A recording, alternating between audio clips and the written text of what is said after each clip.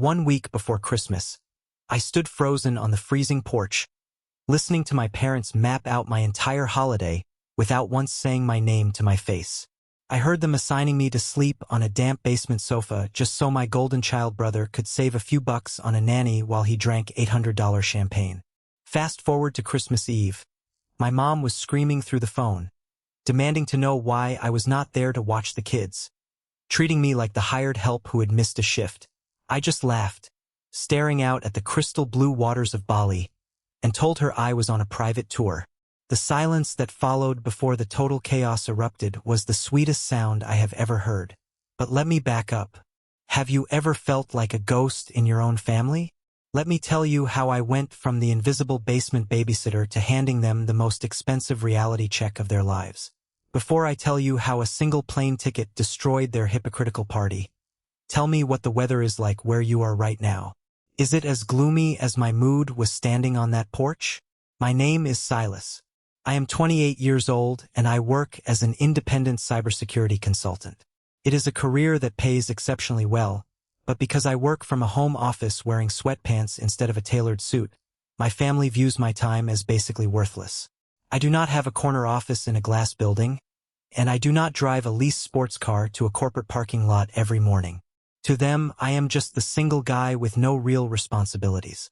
On that cold December evening, I had dropped by my parents' house to return a borrowed ladder. The wind was howling, biting at my face as I hauled the heavy aluminum steps up the driveway. The front door was slightly ajar, just a crack, letting a sliver of warm yellow light spill out onto the snowy porch. I was about to push it open and announce myself, maybe ask for a cup of coffee to warm my hands, when I heard my older brother Cale holding court in the living room. Cale is 32, married to a high-maintenance woman named Maeve, and has 3 kids. He runs a logistics business that he constantly brags about. If you listen to Cale for 5 minutes, you would think he is the next big titan of industry. He wears designer watches, talks loudly about his investments, and acts like everyone else is just an extra in the movie of his life. But anyone paying close attention knows he is drowning in debt, trying to keep up appearances for his demanding wife and her wealthy family. I stood quietly on the frosty wood of the porch as Cale boasted to my parents, Theron and Lyra, about the dinner reservations he had secured for Christmas Eve. He was talking about a Michelin star restaurant downtown, boasting that the tasting menu was $800 per person.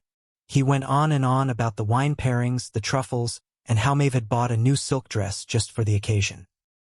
My mother, Lyra, chimed in with her usual fawning tone, praising Cale for being such a successful provider. She sounded so proud, so entirely captivated by the illusion of his wealth. Then, without missing a beat, she shifted the conversation to the logistical side of the evening. She said they would put Silas on the sofa down in the basement so he could stay close to the kids. She spoke about me the way you would talk about a space heater or a folding chair, just an appliance you store away until you need it to do a dirty job. She casually mentioned that the basement was a bit drafty, but Silas would not mind because he is used to roughing it alone anyway. Cale let out a sharp, arrogant laugh that echoed through the cracked door. He said his little brother works in IT from his living room and has nothing but free time on his hands. He actually told our parents that paying holiday rates for a professional babysitter would be a stupid waste of money when I was sitting right there, single, childless, and available. He said it with such casual entitlement that it made my stomach turn. Not a single person in that room suggested calling me to ask if I had plans. Not one of them wondered if I wanted to join the adults for dinner, or if I maybe wanted to spend my holiday doing something other than wiping spit up and breaking up toddler fights. I stood on the porch, feeling my chest tighten. I was not even angry in that fiery, explosive way. I just felt profoundly numb. It was the crushing realization that my value to the people who raised me was nothing more than unpaid labor to support my brother's fragile illusion of wealth. They did not see me as a son or a brother.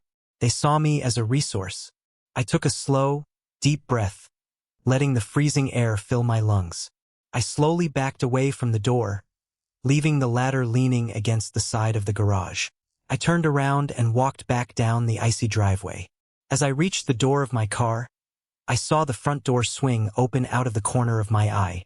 Cale stepped out onto the porch, looking right in my direction to grab something from his truck. Did he see me standing there in the dark, realizing I had heard every single word of their pathetic plan? Cale turned his head to light a cigar, the brief flash of the lighter illuminating his smug face, but he missed seeing me by a fraction of a second. I slipped into my car, holding my breath until he went back inside and slammed the door shut. Driving home, the cold steering wheel felt like ice in my bare hands, but it was nothing compared to the chill spreading through my chest. The conversation I had just overheard was not an isolated incident. It was not a misunderstanding. It was just the latest addition to what I silently call my personal museum of pain. If you looked closely at our family history, you would see a toxic pattern of exploitation masked as familial duty.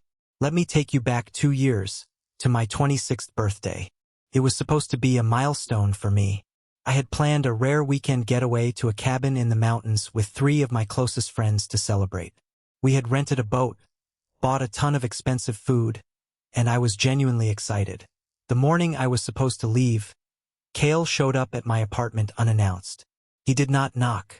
He just used the spare key my parents forced me to give him for emergencies. He dropped his heavy keychain on my kitchen counter, let his 2 massive, untrained dogs off their leashes, and said he needed me to house sit. He and Maeve had booked a last-minute anniversary trip to Napa Valley, and the kennel was too expensive. When I told him it was my birthday weekend and my bags were already packed, he just sighed, rolled his eyes dramatically, and said family comes first. He told me I could drink beers with my buddies anytime, but his marriage needed this trip. My parents called me 10 minutes later, backing him up. They called me selfish for prioritizing a stupid cabin trip over helping my brother keep his family together. Caved. I ended up spending my 26th birthday entirely alone, cleaning up dog mess from my rugs and eating cold pizza. Then there was the massive disaster last spring. I had spent months networking and finally landed an opportunity to pitch a massive security infrastructure project for a tech firm in Seattle. It was a trip that could have defined my career and doubled my income. 2 days before my flight, my mother called me in tears. She sounded terrible, coughing and wheezing into the receiver. She said she was violently ill, practically bedridden with a severe flu, and could not watch Cale's kids while he went on a crucial weekend golf retreat with potential investors. She begged me to step in, saying Cale would lose his business if he missed this retreat. Panicked, I canceled my flight, losing the ticket money, and set up my presentation on a glitchy video call from Cale's chaotic living room. Right in the middle of explaining a complex firewall protocol to the CEO of the tech firm, Cale's youngest kid started screaming bloody murder over a broken toy. The CEO looked annoyed, wrapped up the call early, and I lost the contract. The kicker? A week later, a friend of my aunt posted photos on Facebook from a local wine tasting event. There was my mother, looking radiant, healthy, and holding a glass of Merlot on the exact same weekend she claimed to be dying of the flu. She had faked a severe illness just to force me to cover for my brother so she could go day drinking. I never confronted them about the wine tasting. I am a highly rational person, and I always believed that arguing with irrational, manipulative people is a losing game. But I am also a data analyst at heart. I like hard numbers. After the Seattle incident, I started keeping a secret spreadsheet on my encrypted drive. I documented every single time Cale or my parents demanded my time.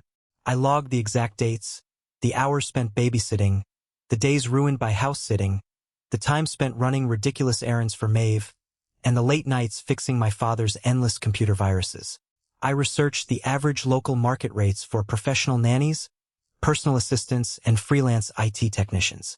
Then I applied those strict rates to my logged hours. Sitting in my car in my dark driveway that night, with the engine still running to keep the heater blasting, I pulled up the spreadsheet on my phone. I scrolled past rows and rows of stolen weekends and ruined evenings. The total value of the unpaid labor they had extracted from me over the last 3 years was staggering. It sat right there at the bottom of the screen in bold, undeniable text. $8,200. That was not just a financial figure. Those were hours of my youth, massive opportunities in my career, and pieces of my peace of mind, all sacrificed to maintain Kale's shiny veneer of success and my parents' delusion of a perfect family. I looked at that number and realized something profound. Kale was not some evil mastermind plotting my demise. He was just a desperately insecure man trying to prove his worth to a demanding wife, and my parents were his enablers, terrified that his fragile world would collapse if they did not constantly prop him up using my back as the foundation. But understanding their pathetic motives did not excuse the years of abuse. I closed the spreadsheet, a strange, cold sense of calm washing over me. I knew that file would not stay hidden in the dark corners of my hard drive much longer. It was time to collect the debt. The question was, how far would they push their luck before I made them pay the ultimate price? The very next morning, the spark that would burn down their entire holiday arrived directly in my inbox. I was sitting at my kitchen island, drinking my black coffee and still processing the sheer disrespect I had witnessed on the porch the night before, when a new email notification popped up on my laptop. The sender was Kale. The subject line read, "Family Christmas Schedule. Please review and confirm." I clicked open the email and downloaded the attachment. It was a PDF document. It was not a simple one-page outline. It was not a brief list of events. It was 14 pages long. I stared at the screen, my eyes scanning the heavily formatted tables, the color-coded time blocks, and the endless bulleted lists. Every single hour from 6 in the morning on December 24th to 11 at night on Christmas Day was mapped out with military precision. And everywhere I looked, in almost every single time slot, my name was plastered across the tedious, unpaid tasks. 7 in the morning read, Silas feeds the kids breakfast while adults sleep in. 9 in the morning read, Silas takes kids to the park to burn energy so the house stays quiet. 6 in the evening read, Silas prepares kids' dinner and sets up a movie in the basement while adults leave for Michelin dinner downtown. There was even a highly specific note at the bottom of page 3 that said, Silas must clean up any spills or messes immediately, so Maeve does not have to deal with stains around her new silk dress. It was a slave contract dressed up in festive holiday fonts and tiny clip art reindeer. My hands were shaking, not from sorrow or self-pity, but from a profound, vibrating anger that rattled my ribs. I picked up my phone and called my mother. I needed to hear her justify this. I needed to give her one last chance to treat me like a human being. She answered on the second ring, sounding bright, cheerful, and entirely oblivious to the bomb sitting in my inbox. I asked her directly about the schedule Kale had sent. I kept my voice perfectly level, hiding the rage, and asked why I was scheduled for 2 solid days of intensive childcare without anyone ever asking if I was available or willing. Lyra let out a dramatic, breathy sigh over the line. It was the exact kind of sigh she always used to make me feel like I was being a difficult, ungrateful child. She slipped right into her practiced manipulative routine. She told me that after all the family has done for me, I should not be keeping score with my own flesh and blood. She claimed Kale was under a tremendous amount of stress with his logistics business and that I should feel proud and honored to help him out during a magical time of year. I pressed her. I asked what they would have done if I already had plans or a date or a work emergency. She actually scoffed loudly into the phone. She said I do not have a wife or children, so my plans could easily be rescheduled or canceled without hurting anyone important. She told me to stop being difficult, to drop the attitude, and just be a good, supportive brother for once in my life. That brief, chilling conversation severed the final, fraying thread of loyalty I had left for them. In that moment, sitting in my quiet kitchen, I experienced a brutal, crystal-clear awakening. I realized that my silent sacrifices had never earned their love or their respect. My endless compliance had only fertilized their delusion that they owned me. If I argued with them now, I would just be painted as the villain ruining Christmas. They would gang up on me, guilt-trip me, and eventually wear me down like they always did. If I submitted, I would just be the doormat they wiped their snowy boots on. I hung up the phone without even saying goodbye. I did not yell. I did not throw the phone. I just sat there in the silence. I knew exactly what I had to do. I would not argue with them. I would not complain in the group chat. I would give them exactly what they assumed they already had, my absolute, unquestioning silence. But my silence was no longer going to be their safety net. It was going to be the trapdoor beneath their feet. I sat back in my ergonomic chair, staring at the 14-page itinerary of my forced servitude, and started formulating a plan that would burn their perfect, fake holiday to the ground. What was my first strategic move going to be? My first move was securing my physical escape.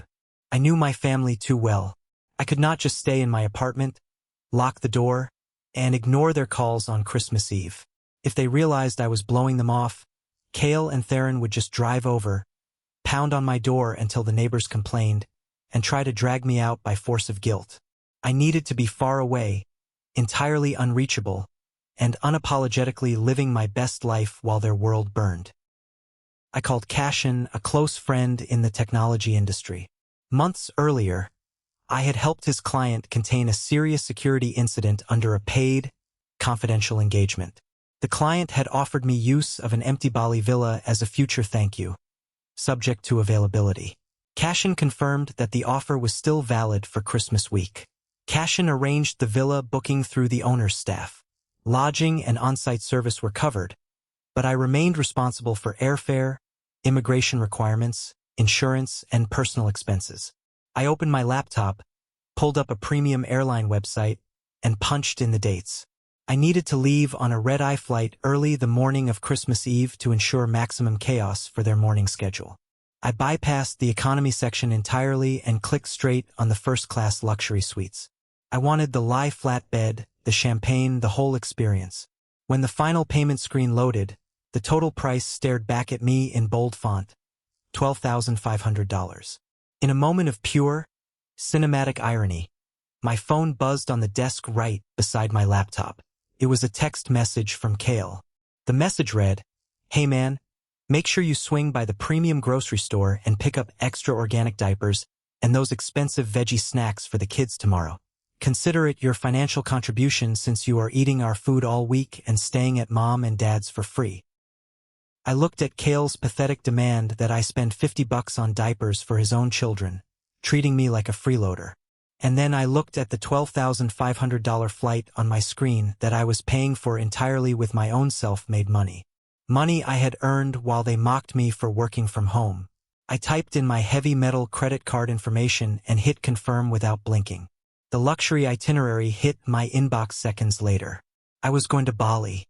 I was going to drink top-shelf cocktails by an infinity pool while they scrambled to figure out who was going to clean up baby vomit and cut the crusts off sandwiches. The contrast was so sharp it almost felt like a beautifully written movie script. I did not reply to Cale's insulting text message. I just swiped it away, set my phone to silent, and walked into my bedroom. I started pulling my expensive summer clothes out of the back of my closet, packing linen shirts and swim trunks while a heavy snowstorm raged outside my frost-covered window. A quiet, electric thrill ran through my veins as I zipped up my suitcase. The trap was officially set. The golden ticket was booked.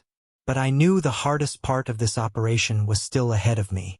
I had to maintain the illusion of the obedient brother. I had to sit back, bite my tongue, and watch them dig their own graves without giving them a single warning sign that the ground was about to collapse. The flight was scheduled to depart in the dark, early hours of December 24th. The countdown had officially begun, and for the first time in my life, I was holding all the cards. 3 days before Christmas, the family group chat became the main stage for their grand theater of hypocrisy. I sat in my quiet, spotless apartment, sipping hot coffee, watching the text messages roll in one after another, as if I were observing a fascinating psychological experiment on a group of strangers. Theron, my father, kicked things off early in the morning by sending a link to the Michelin star restaurant Cale had booked. He added a long message praising Cale for being such an incredible, strong provider and treating the adult family to such a lavish, unforgettable experience. Lyra responded almost instantly with 5 red heart emojis and a massive paragraph about how proud she was to have a son who understood the finer things in life and always put his family first. Cale, eating up the praise like a starving man, replied with a smug, self-congratulatory message. He said he was just happy to spoil his beautiful wife Maeve and treat his parents right. Then, he added the specific line that made my blood run entirely cold. He wrote, "I am just so glad we decided to cancel that expensive backup nanny service. It is a huge relief to save that cash for the holidays, especially since we have Silas to hold down the fort at home. Free childcare is honestly the best holiday gift ever." They were openly discussing my forced servitude in an open family forum, entirely unashamed of their exploitation. They did not tag my phone number. They did not ask if I was ready for the massive responsibility. I was just a designated, infinite resource in their minds. Then, a minor but crucial plot twist occurred. Aunt Freya was suddenly added to the group chat. Freya is my mother's younger sister, but they could not be more different. She is a sharp, no-nonsense corporate lawyer who never bought into the golden child narrative surrounding Kale. Freya read through the backlog of previous messages and quickly chimed in. She typed, "Wait a minute, Silas is watching all 3 toddlers by himself on Christmas Eve while you all go eat truffles? Silas, honey, do you not have any holiday plans of your own this year?" Before I could even formulate a diplomatic, neutral response to keep my cover intact, Lyra answered for me. My mother typed, "Oh Freya, you know Silas. He does not have a girlfriend and he prefers to just stay home in his sweatpants anyway. He loves spending quality time with his nieces and nephews. It gives him a real sense of purpose since his own life is so quiet and lonely." My fingers hovered over the keyboard of my phone. The old Silas, the one desperate for validation, would have fired back immediately, defending his successful life, his wealth, and demanding respect. But the new Silas, the one with a first-class ticket to a billionaire's villa in Bali, did something else. I pressed the side buttons on my phone and took a screenshot.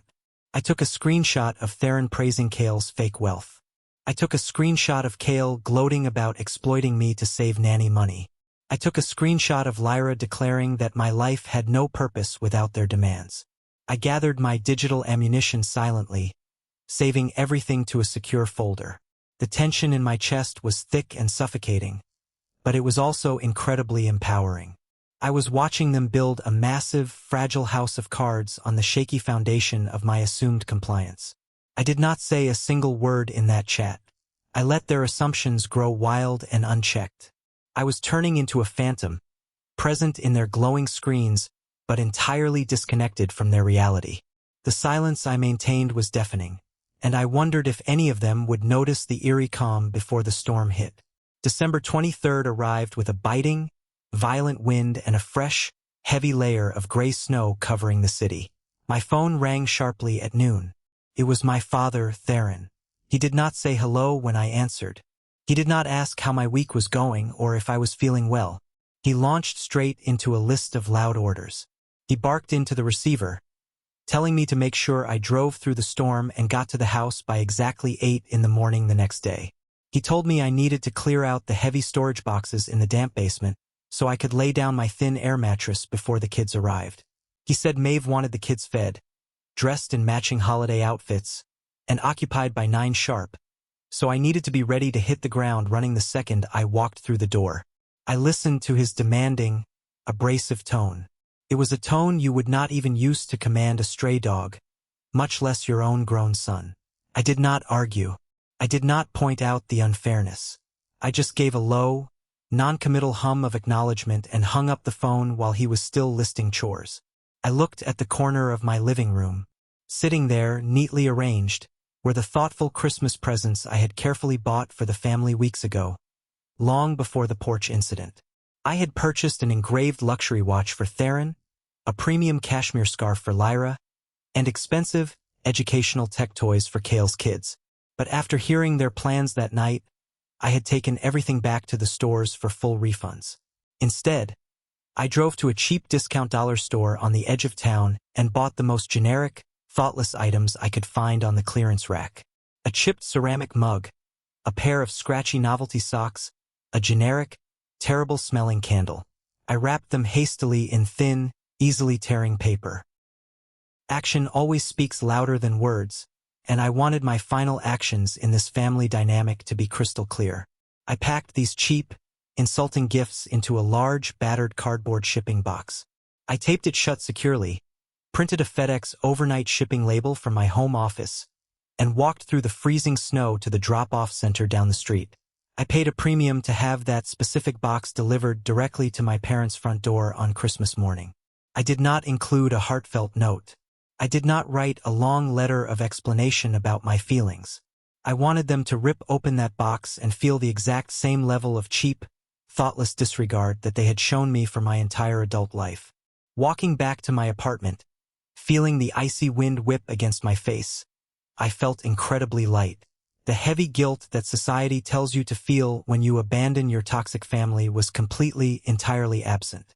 I realized I had mourned the loss of a loving, supportive family a long time ago. I was just finally putting the corpse in the ground. I spent the rest of the evening cleaning my apartment until the floors shined. I watered my indoor plants. I double-checked my passport, my private resort passes, and my travel documents. I zipped up my sleek, black carry-on bag and set it by the door. I was leaving my old, miserable life in this freezing city behind. Everything was perfectly in place. But as the clock on the wall ticked past midnight, pushing into the early, dark hours of Christmas Eve, my heart rate began to pick up. I knew the real, intense test of my nerve was just a few hours away. Would I break and fold when the frantic phone calls started? 5 in the morning on Christmas Eve. The world outside my window was pitch black and suffocating beneath a heavy, freezing blanket of winter fog.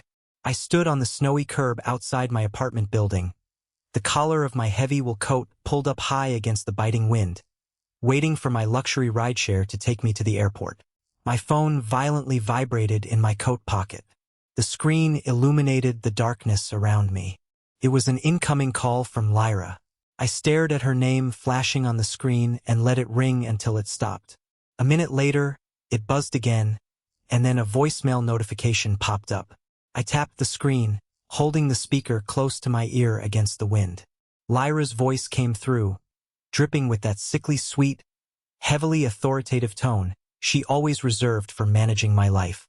She said, "Silas, make sure you bring a very cheerful attitude today. Kale is very stressed about the expensive dinner tonight, and Maeve needs everything with the kids to be absolutely perfect. Do not cause any of your usual drama. Just do exactly what you were told and help make your brother's day special. See you at 8 sharp. Do not be late." I smiled. It was not a happy, joyful smile. It was the cold, calculated smile of a man who had just secured the final, damning piece of evidence for a major conviction. I saved the audio file directly to my secure cloud drive, ensuring it would never be lost. A sleek, black luxury car pulled up to the curb, its headlights piercing the thick fog. The driver stepped out, professionally took my bag, and opened the warm door for me. As I slid into the heated leather seat, I felt the last lingering, heavy chains of my childhood falling away into the snow. The car smoothly merged onto the empty, dark highway, heading far away from the oppressive suburbs and toward the glowing lights of the international terminal. By 6:30 in the morning, I was walking confidently through the automatic airport doors. By 7, I had breezed through the priority security line and was sitting comfortably in the first-class lounge. I ordered a double espresso and a warm, buttery pastry. I sat back in a plush, velvet armchair, watching the massive planes slowly pushing back from the gates through the floor-to-ceiling glass windows. My phone started to buzz periodically on the table next to my coffee. A text from Theron demanding to know if I had picked up the organic diapers yet. A frantic message from Kale telling me not to park my car in the main driveway because his important guests needed the space. I ignored all of them. I drank my rich coffee and watched the glowing departure board for my flight to Bali switch from on time to final boarding call. When I sat in that exclusive lounge, looking at the screen, I knew a massive, destructive storm was about to hit my family. I had carefully set a time bomb right in the middle of their perfect, fake holiday, and the timer was rapidly ticking down to 0. How long do you think it took for the Golden family to realize their reliable, invisible scapegoat had completely vanished into thin air? The answer is going to give you chills. Do not go anywhere because the explosion is just getting started. I settled into my incredibly spacious seat in the first-class cabin, just as the early morning winter fog swirled aggressively outside the thick airplane window. The seat itself was a marvel of modern aeronautical engineering, lined with soft, premium leather that seemed to mold perfectly to the contours of my back. It was a sharp, almost laughable contrast to the damp, lumpy, cold basement sofa my parents had specifically designated for my holiday rest. A flight attendant with a warm, genuine smile approached me before we even pushed back from the gate. She handed me a crystal flute filled with expensive, bubbling champagne. I took a slow, deliberate sip, letting the crisp liquid wash away the lingering bitter taste of my freezing morning commute and the years of being treated like a second-class citizen in my own family.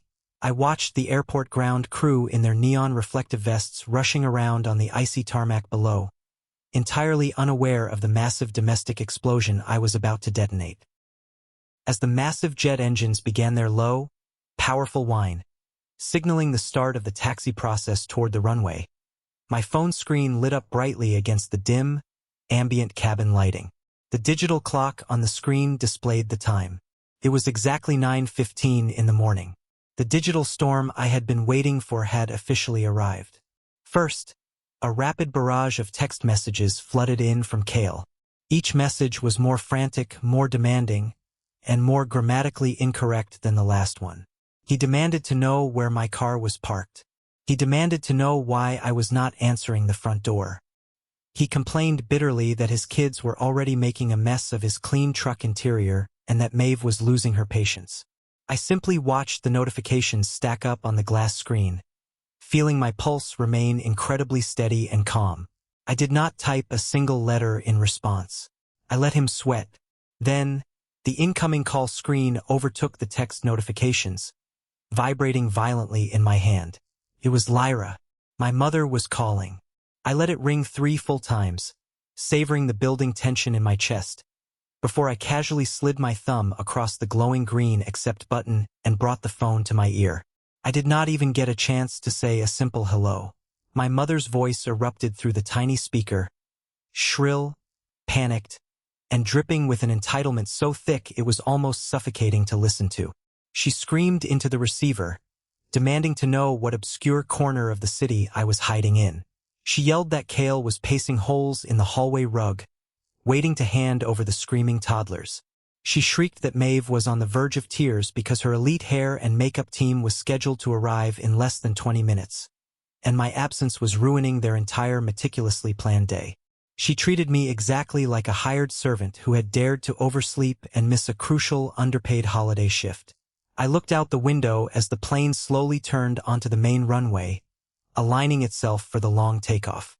I took a deep, steadying breath, feeling the soft leather beneath my arms and the quiet hum of the cabin.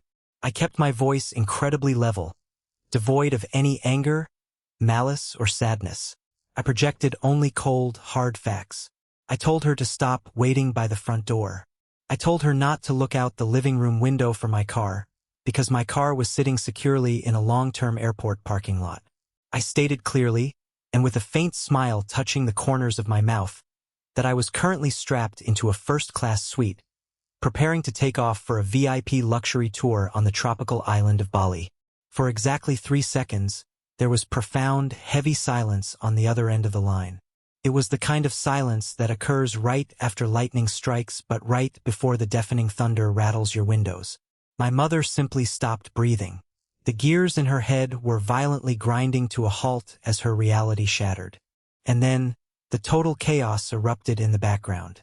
I could hear Cale cursing violently, his deep voice cracking with sudden, overwhelming panic. I heard Maeve wailing loudly about her ruined schedule, her ruined hair appointment, and her expensive silk dress that she now had nowhere to wear. I heard my father, Theron, shouting over all of them, demanding to know what the hell was going on and why everyone was screaming. My mother stammered into the phone, her voice shaking uncontrollably, asking me if this was some kind of sick, twisted holiday joke. I replied that the only joke was their 14-page itinerary that treated me like a slave. I told her to enjoy her Christmas, pulled the phone away from my ear, ended the call without another word, and immediately switched my device into airplane mode. As the massive engines roared to life and the plane lifted off the icy ground, pinning me back into my luxurious seat with incredible force, I felt a heavy weight I had carried for nearly 3 decades simply vanish into the winter air. When the plane landed in Bali, I entered through the normal immigration and customs process, using an eligible premium arrival assistance service that did not bypass government controls. A driver waited in the public arrivals area with my name on a placard, collected my carry-on after I cleared formalities, and took me to the villa in an air-conditioned sport utility vehicle. As we glided down the lush, palm tree-lined highways with the ocean shimmering in the distance, I sank back into the leather seats and finally reached into my pocket. It was time to face the music, or rather, it was time to listen to the chaotic symphony of a family realizing they could no longer exploit their primary resource. I deactivated airplane mode. My phone vibrated so intensely and for so long that my hand went slightly numb. The screen flooded with endless notifications. I had missed 19 frantic phone calls, 22 desperate voicemails, and exactly 68 text messages across various family group chats and private threads. I opened the main extended family group chat first, watching the timeline of their destruction unfold in chronological order. Once they realized my flight was real and I was entirely out of reach, the sheer panic had set in. Without my unpaid labor to lean on, Kale's meticulously crafted, selfish holiday schedule crumbled instantly. Maeve had apparently refused to cancel her hair appointment or skip the Michelin star dinner, throwing a massive tantrum in my parents' living room and threatening to leave Kale if he did not fix the problem. This forced Kale to scramble and contact an elite, emergency holiday nanny service to cover the massive gap I had left. Kale posted the nanny agency's written holiday estimate. It included same-day booking, certified caregivers, transportation on icy roads, and extended evening coverage. The projected total was $3,500 if they accepted the full-service window. The chat had immediately devolved into a vicious, ugly civil war. Kale, whose fake wealth was entirely built on maxed-out credit cards and borrowed time, demanded that Theron and Lyra split the massive bill with him. He claimed they were the ones who had promised my free services in the first place and therefore they were responsible for the financial fallout.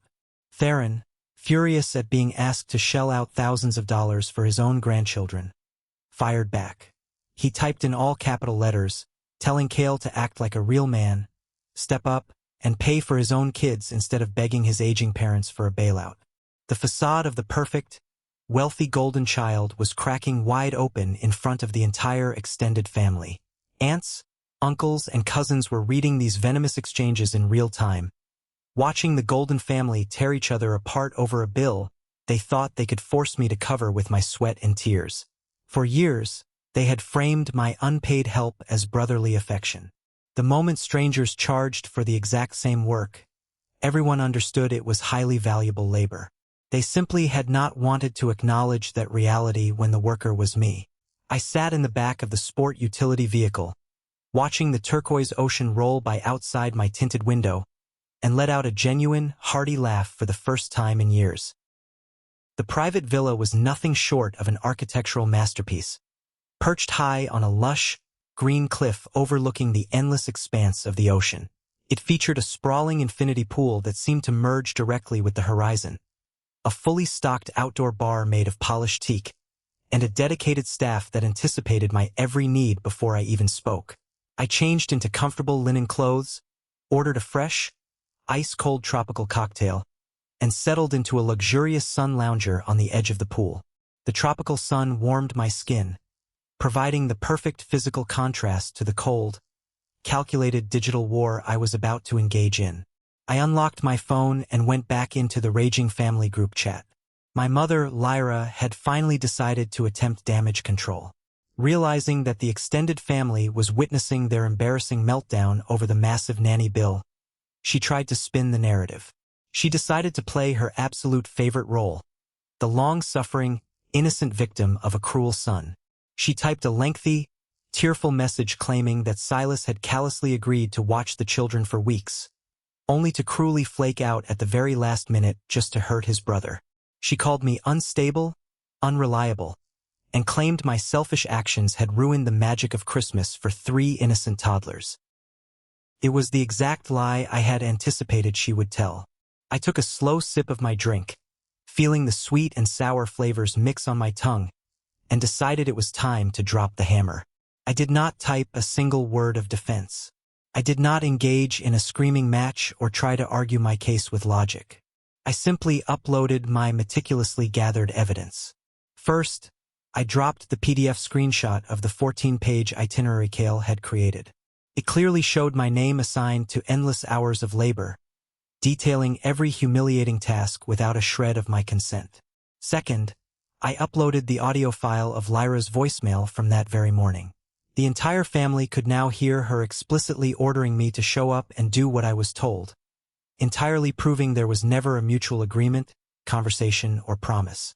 Finally, I uploaded the screenshot of Lyra's earlier text message to Aunt Freya, the one where she smugly declared my life had no purpose and that I preferred to stay home in sweatpants anyway.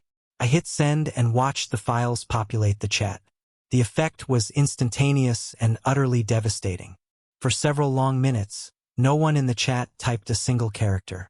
The undeniable, hard proof hung there in the digital space for everyone to see. The toxic dynamic they had carefully hidden behind fake smiles, holiday sweaters, and forced family photos was now naked and exposed to the harsh light of truth. Then the external validation arrived. Aunt Freya, the sharp corporate lawyer who never suffered fools gladly, broke the heavy silence. She did not mince her words. She tagged my mother directly and typed, "Lyra, you treat your own son like an unpaid, indentured servant. This schedule is disgusting, and your voicemail is even worse. You all assumed you could just steal his time to fund Cale's fake millionaire lifestyle. Good for you, Silas. Enjoy your vacation. You earned it." Freya's brutal honesty acted as a massive floodgate. Suddenly, cousins and other relatives who had quietly observed the blatant favoritism for years began chiming in. They expressed their shock and disgust at the 14-page schedule. They called out Cale for being cheap, entitled, and delusional. One uncle even mentioned a time Cale had tried to make him pay for a family dinner. My parents, who had spent decades cultivating an image of a flawless, loving household, were entirely cornered by their own words and actions. They had no defense, no lies left to spin. I set my phone down on the small wooden table next to my lounger, closed my eyes, and listened to the gentle crashing of the waves against the cliffs below, feeling truly, deeply vindicated. As the sun began to set over the Balinese horizon, painting the expansive sky in brilliant shades of orange, pink, and deep purple, the private chef at the villa began preparing a lavish seafood feast just for me. The mouth-watering smell of grilled lobster, garlic butter, and fresh local herbs drifted through the warm evening air. I sat at a massive teakwood dining table illuminated by soft, flickering candlelight, pouring myself a generous glass of vintage white wine. It was the picture of perfect serenity, a life I had earned through my own hard work. Meanwhile, halfway across the globe, in a freezing, snow-covered city, my family's highly anticipated Michelin star dinner was collapsing into an absolute, unmitigated nightmare. The ongoing updates in the group chat provided a play-by-play of their escalating misery. The bitter argument over the $3,500 emergency nanny bill had ruined whatever festive spirit they had left.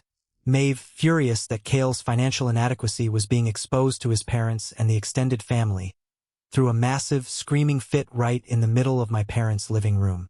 She accused Cale of humiliating her, packed up her expensive silk dress, grabbed the 3 confused kids, and drove away to her own parents' house in a rage, abandoning the expensive nanny and the entire holiday plan.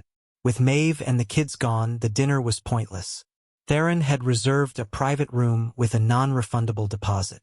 The restaurant retained the $1,600 deposit under the cancellation terms.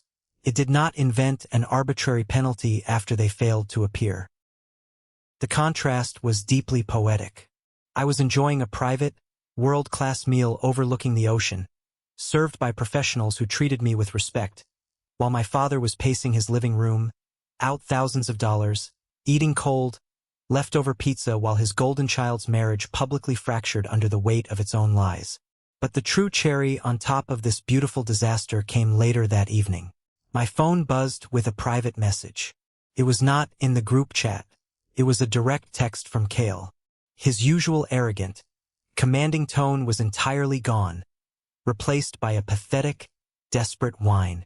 He typed, "Silas, man, I am in serious trouble.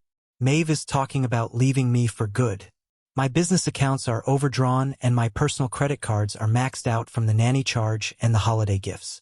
Dad is refusing to speak to me and kicked me out of the house. Can you please wire me a couple of $1,000s just to tide me over until next month? I know you make good money with your tech stuff. We are brothers, please help me out." I stared at the glowing screen in the dim candlelight, letting the sheer irony of the situation wash over me. The golden child, the man who had mocked me for working in sweatpants, the man who had planned to force me to clean up his children's vomit so he could drink expensive wine, was now virtually on his knees begging for my hard-earned money. It was the ultimate, satisfying proof that their entire reality was built on a fragile illusion, and I was the one who had finally pulled back the curtain. I woke up the next morning to the soothing sound of tropical birds singing and the gentle rustle of palm leaves in the ocean breeze. I walked out onto the expansive wooden terrace with a steaming cup of rich, dark coffee. The air was fresh and clean. I felt rejuvenated, rested, and profoundly powerful. I opened my phone and read through Kale's pathetic, begging messages from the night before, alongside a new, weak text from my mother, Lyra. She wrote a long paragraph saying that Christmas was ruined, that her heart was broken, and she hoped I was happy with the pain I had caused the family by being so stubborn. They were still trying to play the tired guilt card, still trying to pull me back into their twisted dynamic where they were the innocent victims and I was the ungrateful villain. It was time to deliver the final, crushing blow. I walked back inside to the cool shade of the living room, opened my laptop, and accessed my heavily encrypted drive. I exported the detailed Excel spreadsheet I had been maintaining for the past 3 years. I formatted it nicely, making sure the columns for dates, hours, tasks, and market rates were crystal clear, and converted it into a clean, easy-to-read PDF document. I opened the family group chat, entirely ignoring Kale's private pleas for cash, and drafted a final, definitive message to all of them. I attached the PDF file. Then, I typed my response with cold, surgical precision, making sure there was no room for misinterpretation. I wrote, "Attached is a detailed invoice for the past 3 years. It documents every weekend you ruined, every career opportunity you forced me to miss, every hour I spent watching children that are not mine, and every ridiculous errand I ran to support Kale's fake lifestyle. I applied standard, local market rates to this stolen labor. The total value you extracted from me is exactly $8,200. I paused, making sure every word carried the weight of a judge reading a final verdict in a courtroom. I continued typing. I wrote, "I am not sending this to demand repayment. I know none of you have the character or frankly the funds to pay what you actually owe me. Consider this invoice officially closed. That $8,200 is the price I willingly paid to buy my permanent freedom from this toxic, manipulative family. Do not contact me again until you are ready to acknowledge exactly what you have done." I hit send. The document uploaded into the chat, sitting there like a massive, ticking bomb. I did not wait for their frantic replies or their desperate attempts to justify their behavior. I closed the messaging application, put the phone on silent, and spent the rest of my week in Bali exploring ancient stone temples, swimming in crystal-clear ocean waters, and entirely reclaiming my own identity. The silence from my family over the next few days was no longer a sign of their disregard. It was the sound of their utter defeat. I had taken their most valuable asset, myself, off the board, and their entire game had collapsed. 2 weeks later, the intense tropical heat of Bali was abruptly replaced by the harsh, biting cold of a late January afternoon in my hometown. I had returned to the States with a deep, healthy tan, a rested mind, and a physical posture that radiated an unbreakable sense of self-worth. I had received a flurry of desperate emails from Theron and Lyra while I was away, begging for a face-to-face meeting to clear the air and fix things. I had ignored them for days, letting them sweat in their own misery, until I finally agreed to drop by their house on a quiet Sunday afternoon. When I pulled my car into the familiar driveway, the atmosphere felt entirely different. The power dynamic had shifted so severely that the air almost crackled with it. I was no longer the invisible son arriving to do chores and take orders. I was a man holding all the leverage. I walked through the front door and stepped into the living room. The physical toll the ruined holidays had taken on them was painfully obvious. The house looked slightly unkempt, lacking its usual polished shine. Lyra looked aged, her eyes tired, red, and devoid of their usual manipulative sparkle. Theron sat heavily in his leather armchair, looking defeated and staring at the floor. Cale sat on the edge of the sofa, hunched over, lacking any of the arrogant swagger he usually carried. Maeve was nowhere to be seen, likely still at her parents' house. They started the conversation exactly how I expected they would. Lyra tried to force a tearful smile, clasping her trembling hands together. She started using the same tired phrases, saying that we are all family, that mistakes were made on all sides, and that we needed to just forgive, forget, and move forward for the sake of peace. She was trying to rug sweep the entire event, desperately attempting to restore the old status quo without taking any real, painful accountability for her actions. I raised my hand, a simple, firm gesture that instantly silenced her mid-sentence. I stood in the center of the room, looking down at the three of them, and laid out my boundaries with the strength of reinforced steel. I told them that the old version of Silas, the convenient doormat they used to wipe their feet on, died on Christmas Eve. I stated my terms clearly, leaving no room for negotiation. There would never be another hour of unpaid labor. There would be no more assumed favors or last-minute emergencies. Any request for help must be submitted with a minimum of 1 month's notice, and they must be fully prepared to accept a no without a single word of complaint, sighing, or guilt-tripping. Then I delivered my core demand. I looked directly at Cale, whose eyes were fixed firmly on the floor pattern. I told them that private apologies in this living room meant absolutely nothing to me because their abuse and entitlement had been public within the family. I demanded that Cale, Theron, and Lyra write a clear, unequivocal apology in the main extended family group chat. They had to publicly admit that they had planned to exploit me, that they had lied to everyone about my willingness to help, and that my actions on Christmas Eve were entirely justified. I told them they had exactly 5 minutes to send those messages, or I would walk out the front door and they would never see or hear from me again. The tension in the room was thick enough to cut with a knife. For a long, agonizing minute, nobody moved a muscle. The silence in the living room was heavy, filled with the painful, crushing realization that they had entirely lost control of the narrative and of me. Theron looked at Cale, waiting for his golden child to lead the way and fix the mess. Cale's jaw clenched so tight I thought his teeth might shatter.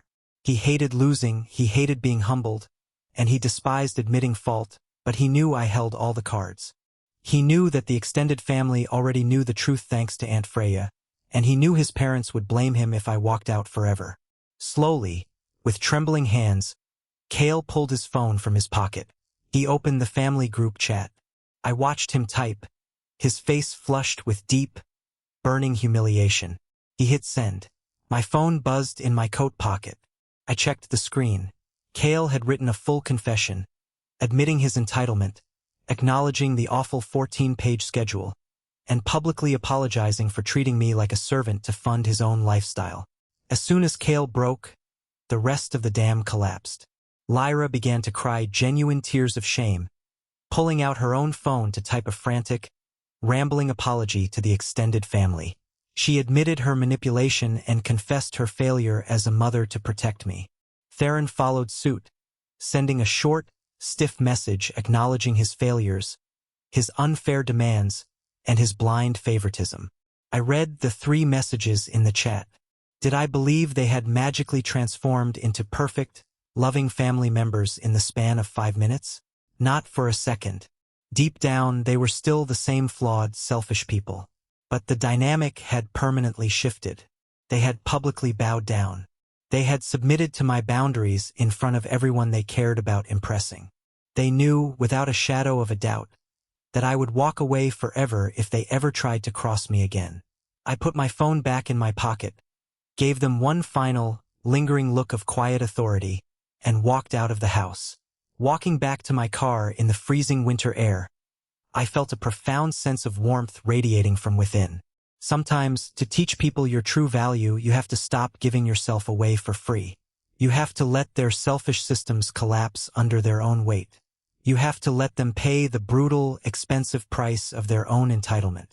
Many people in my extended family still reach out, telling me that abandoning my parents and brother on a major holiday was too harsh, that I should have been the bigger person and compromised to keep the peace. They say family is family, no matter what they do to you. But what do you think? Did I take it too far by fleeing to Bali and dropping that massive invoice on them? Or was it the exact reality check they desperately needed to finally wake up? If you made it this far into the story and you believe I did the right thing by standing my ground and buying my freedom, drop a W in the comments down below. That W stands for win, the symbol for those of us who refuse to be treated like doormats by toxic relatives. I will personally heart and reply to every single comment that includes that W. Thank you for spending your time with my story today. Remember, your time, your energy, and your peace of mind are your most valuable assets. Do not let anyone steal them, even if they share your last name. If you found yourself nodding along with my journey, please hit that like button. Subscribe to the channel for more incredible stories of standing up to toxic people. And share this video with anyone who needs a reminder of their own worth. Stay strong, protect your boundaries, and I will see you in the next one.